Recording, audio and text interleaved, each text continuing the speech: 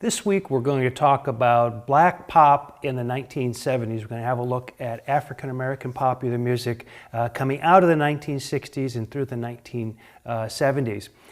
Last week, of course, we talked about the first half of the 1970s, mostly white rock and roll in America and the UK. And one of the interesting things, or one of the important points that we need to keep in mind when we talk about black pop is that in many ways there were two different worlds of popular music happening in the US during the 70s. There's what was happening on rock radio, which was mostly FM rock radio, and listenership for that were mostly, white rock and roll fans. And then there was what was happening in black pop. And in many ways, especially during the first half of the decade, there wasn't a lot of crossover between those two worlds. Now, as I give you chart numbers and talk about hits during this week, I'll give you numbers of these hit singles from the pop charts, and you may get the idea that when you hear that something was a #1 or a #2 hit, that it was playing right next to all the rock and roll that we talked about last week. But many of these hits that we'll talk about today,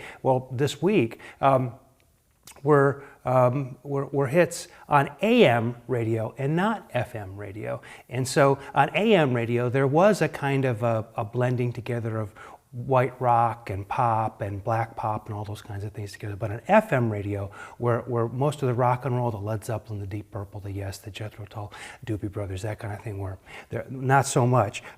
So we really have this separation of black and white, a kind of segregation that occurs between these two markets, and it leads to a cultural misunderstanding that we'll talk about at the end of the 1970s. I think it's also important for me to point out, as I did when we were talking about 60s black pop in the 60s in the part 1 of this course, that I really think that black pop deserves its own separate history, in the sense that a history that takes black pop as the center and thinks of other styles as peripheral to it. When we rock historians talk about black pop, often we're really only concerned, whether we know it or not, with how it fits into the story that we're telling, which is primarily about rock music and not about black pop music. So somebody else, other scholars out there, I hope will offer a course where black pop is at the very center of it. But for now, a lot of what I say this week is going to have to do with how black pop fits into the story of the history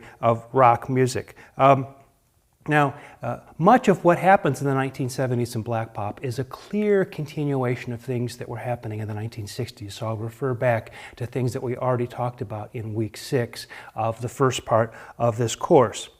What's interesting, though, is despite the separation that we readily see between white rock and black pop during this period, there are a lot of features that they share. So a lot of the things that I was talking about with regard to the hippie aesthetic and some of those other kinds of things last week with regard to pop, white rock in the first half of the 1970s, we're going to see happening as well in black pop, and we'll note those things as they go by. Here are some of the main points we'll talk about this week then is in our history of black pop in the 70s.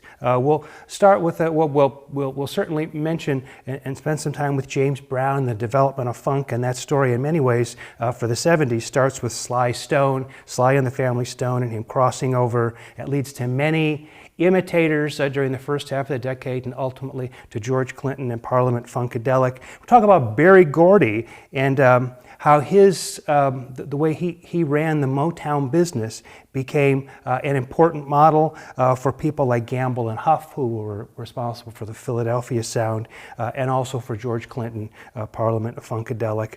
We'll talk about, with regard to Motown, also how it expands to embrace the idea of the artist as a kind of auteur, or the moving from craftsman to artist, which talked about happening in the 60s, we see happening in Motown at the end of the 60s and into the 70s as well. We'll touch on the blaxploitation films that usually deal with urban themes in African American life and this kind of thing, and how that crosses over into mainstream pop and some of the soundtracks and songs that go with that. We'll talk about reggae a bit, and maybe we'll raise the question whether reggae really belongs with black pop or not, or should maybe be situated someplace else in the course. But nevertheless, we'll talk about reggae. And then we'll hit on disco at the end of the decade, and the very interesting rise of disco, a kind of a return born of a dance craze in a kind of way.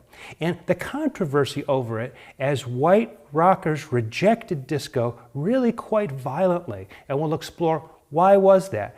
I'll forward the explanation. I think it was in part a kind of cultural misunderstanding on the part of the white rockers. But anyway, I don't want to get too far ahead of my story. So that's an overview of where we start as we begin our study of black pop here in the 1970s. So let's, in the next video, take a look at Sly Stone and the rise of funk.